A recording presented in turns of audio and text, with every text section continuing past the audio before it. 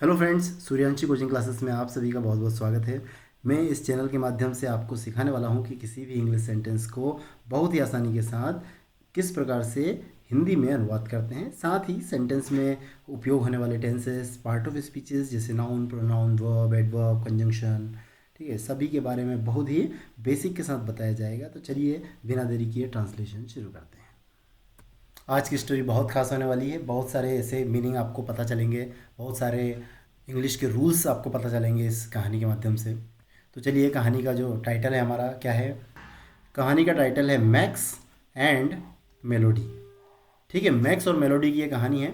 Max नाम का ये लड़का होता है और मेलोडी नाम की ये जलपरी होती है ना। इन दोनों पर ही आधारित ये कहानी है। तो चलिए, पहला सेंटेंस है हमारा, वन डे यानी एक दिन, अ सेलर यानी एक नाविक, ठीक है, जो नाव चलाता है या जहाज चलाता है उसको क्या बोलते हैं, सेलर बोलते हैं, है ना।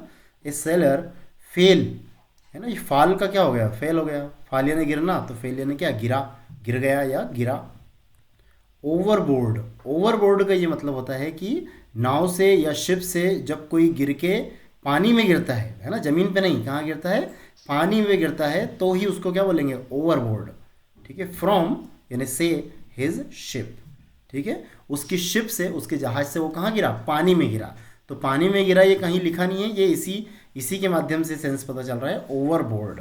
ठीक है, मतलब जहाज से या फिर नाव से पानी में गिरने को ही क्या बोलते हैं, ओवरबोर्ड बोलते हैं। ही क्लंग, है ना, क्या है ये, क्लंग। ये सेकंड फॉर्म है किसका, क्लिंग का। क्या होता है, यहाँ देखिए, क्लिंग, क्लिंग, क्लंग, क्लंग। ठीक है, इसका मतलब होता है चिपकना, किसी चीज से बहुत जोर से कस करके चिपक जाना, है ना, या फिर उसको मजबूती से पकड़ लेना किसी चीज को, ये क्या होता है, क्लिंग बोलते हैं इसको, है ना। और सेकंड फॉर्म क्या है, clung. He clung on to, on to मतलब पर, है ना, किसी के ऊपर चिपकना, है ना। ही clung on to a wooden plank. Wooden का मतलब होता है लकड़ी से बना हुआ, प्लैंक यानी तख्ता, लकड़ी का जो तख्ता है उसको क्या बोलते हैं, प्लैंक बोलते हैं। ही क्लंग, वह चिपक गया या जोर से उसने कसकर पकड़ लिया, on to a wooden plank, एक लकड़ी के बने हुए तख्ते को उसने पकड़ लिया, एंड फ्लोटेड, और तैर गया। अब देखो ये वुडन, वुडन क्या है, जैसे गोल्ड से गोल्ड बना हुआ हो तो गोल्डन, वुड से बना है तो वुडन, इस तरीके से इस्तेमाल होता है ना। तो वुडन प्लैंक यानी वुड से बना हुआ प्लैंक या तख्ता। सून जल्दी ही फेंटेड, फेंटेड यानी बेहोश हो गया। ये भी क्या होता है, सेकंड फॉर्म है, फेंट, फेंटेड, फेंटेड, है ना, FAINT, ये होता है फेंट, फेंट यानी बेहोश होना, और सेकंड फॉर्म है इसका फेंटेड, और थर्ड फॉर्म भी इसका क्या है, फेंटेड। ठीक है ना, फर्स्ट फॉर्म, सेकंड फॉर्म और थर्ड फॉर्म। फेंटेड यानी क्या होता है, बेहोश होना। ठीक है, जल्दी ही वो क्या हो गया, बेहोश हो गया। ही वॉज, अच्छा ये जो सेंटेंस है, ही फेंटेड यानी क्या हो बताया मैंने, वह बेहोश हो गया, है ना। अब ये फेंट यहाँ पे क्या इस्तेमाल हो रहा है, वर्ब का सेकंड फॉर्म यूज हो रहा है, मतलब एज अ वर्ब जब यूज होता है तो फेंट का मतलब होता है बेहोश होना। ठीक है, और यही यदि एडवर्ब की तरह इस्तेमाल हो, फेंट का इस्तेमाल यदि एडवर्ब की तरह हो, जैसे कि आई लाइक फेंट, FAINT, फेंट म्यूजिक। ठीक है, मुझे पसंद है फेंट म्यूजिक, मुझे, है ना, फेंट म्यूजिक पसंद है, मतलब हल्का म्यूजिक पसंद है, इसको बोलते हैं अपन हल्का। हल्का ये मतलब जिसकी आवाज थोड़ी कम है। ठीक है, आई लाइक म्यूजिक होता तो ये म्यूजिक क्या था, नाउन था, और इसी नाउन की विशेषता बता रहा है ये शब्द फेंट, है ना, कि गाना तो पसंद है, म्यूजिक तो पसंद है, लेकिन कैसा, फेंट म्यूजिक पसंद है, मतलब ये क्या हो गया, एडवर्ब हो गया, सॉरी एडजेक्टिव हो गया, एडजेक्टिव हो गया। ठीक है, तो एडजेक्टिव की तरह जब यूज होता है फेंट, तो क्या होता है, इसका मतलब हल्का। ठीक है, आई लाइक फेंट म्यूजिक, मुझे हल्का म्यूजिक पसंद है। ही वॉज अवेकन्ड, वह जग गया था। अब देखो यहाँ पे क्या है, बी वर्ब है, ये वॉज क्या है, बी वर्ब है, और ये क्या है, अवेकन्ड वर्ब का थर्ड फॉर्म है। तो बी के साथ वर्ब का थर्ड फॉर्म आया, मतलब ये क्या हो गया, पैसिव वॉइस है, है ना। यहाँ पैसिव वॉइस की खास बात क्या है, सब्जेक्ट यहाँ पे काम नहीं कर रहा है, सब्जेक्ट पर काम हो रहा है। मतलब यहाँ पे सब्जेक्ट ने किसी को जगाया नहीं है, क्या बोलेंगे, सब्जेक्ट ने किसी को जगाया नहीं था, जबकि सब्जेक्ट पर काम हुआ था कि सब्जेक्ट मतलब जो ही है ना, ही है मतलब प्रोनाउन है, तो वह जग गया था।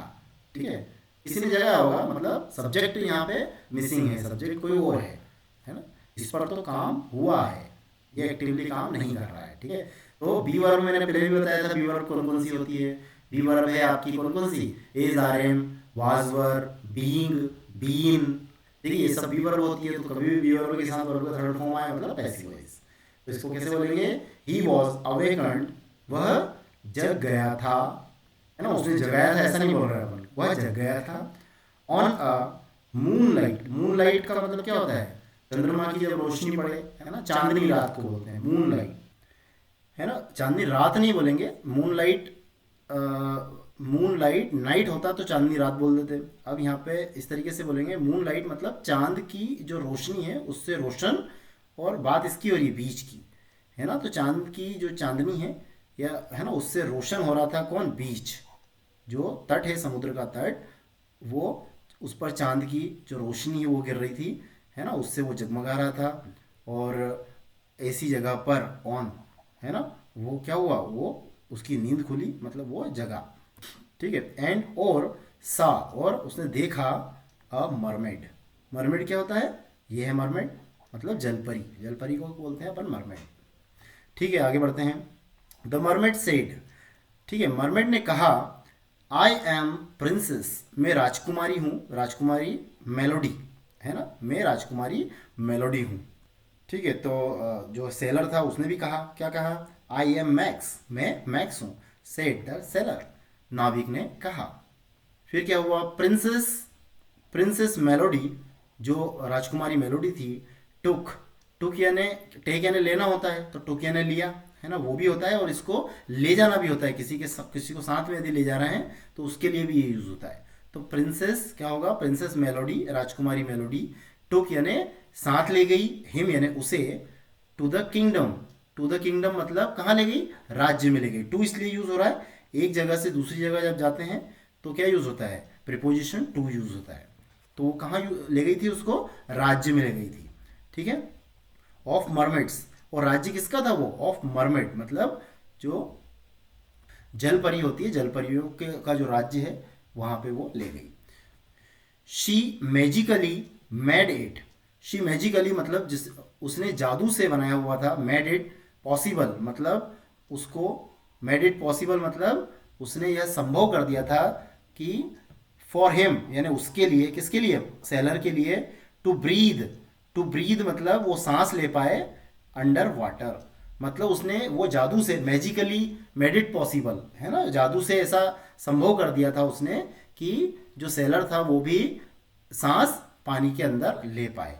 ठीक है, अब देखो टू के साथ ये क्या लगा, ब्रीद, है ना, मतलब ये वर्ब का फर्स्ट फॉर्म है और ये टू के साथ लगा हुआ है, मतलब ये क्या है, इन्फिनेटिव, इसको क्या बोलेंगे, इन्फिनेटिव बोलेंगे। अब देखो ये ब्रीथ और ब्रेथ, ब्रेथ में अंतर होता है ना, ये ब्रीथ इसमें ई लगा हुआ है आखिरी में, मतलब यहां लिख देता हूं, देखो ब्रीथ, ये वर्ब है ना, ये क्या है, वर्ब है, इसका मतलब होता है सांस लेना। और यदि सांस कहीं पे सांस की बात हो रही है केवल, तो वहां पे क्या बोलते हैं अपन, ब्रेथ। ठीक है, ये है ब्रेथ, ये है ब्रीथ। जैसे मैं बोलूं कि आई एम ब्रीदिंग, तो ये वाला ब्रीथ यूज होगा, आई एम ब्रीदिंग, मैं सांस ले रहा हूं। ठीक है, और ये वाला जो यूज होगा कब होगा, देखो इसका यहाँ बता देता हूं मैं। यदि मैं बोलूं टेक अ डीप ब्रेथ, है ना, take a deep breath, deep breath, इस तरीके से यदि बोलूं तो ये क्या हो गया, ब्रीथ लास्ट में आया, टेक अ डीप ब्रेथ, तो ये क्या हो गया, नाउन हो गया, सांस की बात हो रही है ना, कौन सी नाउन, एब्स्ट्रैक्ट नाउन, है ना, जिसको छू नहीं सकते। ठीक है, और इसकी विशेषता बता रहे हैं कि गहरी सांस लेना है, तो ये डीप क्या हो गया अपना, एडजेक्टिव हो गया। ठीक है, और ब्रेथ क्या हो गया, नाउन हो गया। तो ये जो ब्रीथ होता है इसका यूज वर्ब की तरह होता है ब्रीथ, और ये ब्रेथ जो होता है इसका नाउन की तरह यूज होता है। ठीक है, तो यहाँ पे टू के साथ वर्ब का फर्स्ट फॉर्म आता है ना, मेड इट पॉसिबल मतलब संभव बनाया, फॉर हिम उसके लिए, टू ब्रीद यानी सांस लेने के लिए, है ना, अंडर वाटर। पानी के अंदर। ठीक है, इतना समझ आ गया। फिर क्या हुआ, she took him, she took यानी वह ले गई, है ना, टुक यानी ले गई, हिम यानी उसे, टू द किंग यानी किंग के पास या राजा के पास। और राजा देखो कॉमा लगा के लिखा हुआ है हर फादर, तो किंग के बारे में बताया गया है कि उसके पिता की बात हो रही है। किंग कौन, उसके पिता, जो मरमेड है उसके पिता जो थे वो राजा थे वहाँ पे। हु अलाउड जिसने अलाउ किया, हिम मतलब जिसने आज्ञा दी, हिम यानी उसे, टू स्टे यानी रहने के लिए, है ना। ये भी क्या हुआ, इन्फिनेटिव है, टू के बाद वर्ब का फर्स्ट फॉर्म आया, टू के बाद वर्ब का फर्स्ट फॉर्म आया इन्फिनेटिव, है ना। तो क्या बोलेंगे, स्टे यानी टू स्टे यानी रहने के लिए, ऐसा बोलते हैं। ठीक है, या रहने का, अलाउ किया उसको रहने का, फॉर अ वाइल यानी कुछ समय के लिए या कुछ देर के लिए, ऐसा बोलते हैं। फॉर अ वाइल का मतलब कुछ समय के लिए। मेलोडी एंड मैक्स, मेलोडी और जो मैक्स दोनों थे, मेट यानी मिलने लगे या मिलते थे रेगुलरली, वो रोज रोज मिलने लगे या रोजाना मिलने लगे। मैक्स लव्ड, मैक्स लव्ड यानी पसंद करता था, है ना, मैक्स पसंद करता था, बीइंग विथ हर, बीइंग यानी रहना, है ना, रहना, विथ हर यानी उसके साथ। मैक्स जब भी उस मरमेड के साथ होता था तो उसको अच्छा लगता था। ठीक है, मैक्स लव्ड बीइंग, अब जो बीइंग है देखो, बीइंग जो है उसको क्या लिख सकते थे, टू बी, ऐसा भी लिख सकते हैं। क्या हो जाएगा, Max loved to be with her, ये भी बिल्कुल सही है, दोनों में से कोई भी यूज कर सकते हैं। ये हमारा प्रेजेंट पार्टिसिपल का यूज है ना, और ये इन्फिनेटिव यूज है। इस तरीके से भी लिख सकते हैं, इस तरीके से भी लिख सकते हैं, है ना। यहाँ पे जो बीइंग है ना वो है क्या, यहाँ पे जिरंड है। ठीक है, जिरंड, जिरंड कब बोलेंगे, जब किसी वर्ब में आईएनजी लगा हो, किसी वर्ब में आईएनजी लगा हो और वो शब्द जो बना वो एज ए नाउन यूज हो रहा हो। क्या यूज हो रहा हो, नाउन की तरह यूज हो रहा हो। देखो ये मैक्स क्या है, सब्जेक्ट है, लव्ड क्या है, वर्ब का सेकंड फॉर्म है। ठीक है, और यहाँ ऑब्जेक्ट है, तो सब्जेक्ट ऑब्जेक्ट ये दोनों जनरली होते क्या है, नाउन ही रहते हैं। ठीक है, और ये बीच में वर्ब होगी, तो यहाँ पे एक नाउन का प्लेस है देखा जाए तो। जैसे मैं बोलूँ कि राम ईट्स या राम एट मैंगो, राम को, राम ने खाया आम, है ना, मैंगो खाया, तो मैंगो वहाँ पे क्या नाउन हो ना, ये प्लेस क्या है, नाउन का प्लेस है। जबकि यहाँ पे बीइंग लगा दिया उसने, है ना, तो ये भी क्या है, नाउन की तरह यूज हो रहा है। तो इसी शब्द को अपन आईएनजी वाले फॉर्म जो है उसको, वर्ब में आईएनजी लगे हुए को क्या बोलेंगे, जीरंड बोलेंगे। जैसे हम बोले हैं swimming is the best exercise, तो स्विमिंग क्या है, स्विमिंग से स्टार्ट हो रहा है जो सेंटेंस है वो, मतलब वहाँ पे नाउन की तरह जो सब्जेक्ट की जगह यूज हो ना swimming, swimming is the best exercise, तो स्विमिंग वहाँ पे जिरंड है। इसी तरीके से ये बीइंग यहाँ पे क्या है, जिरंड है। ठीक है, समझने के लिए समझें कि मैक्स को पसंद था बीइंग विथ हर, मतलब उसके साथ रहना, बट परंतु ही had to return.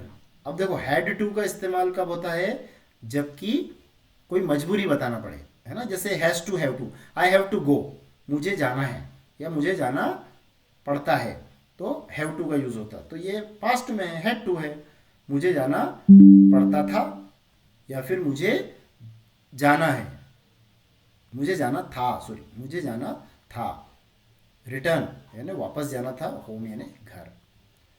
But he had to return home, परंतु उसे, है ना, उसे वापस जाना था घर पे। ठीक है, मतलब उसे रहना अच्छा लगता था मरमेड के साथ, पर उसे वापस घर भी जाना था, उसकी मजबूरी थी वापस जाने की, तो इसलिए हैड टू यूज हुआ। ठीक है, अब मैरी मी, मुझसे शादी करो, ही प्रपोज्ड टू हर, तो फाइनली क्योंकि उसके साथ रहना अच्छा लगता था मैक्स को, तो मैक्स ने क्या बोला उससे, मैरी मी, मुझसे शादी करो। ही प्रपोज्ड, उसने प्रपोजल रखा, मतलब ऐसा प्रस्ताव रखा, टू हर यानी किससे, मेलोडी के सामने।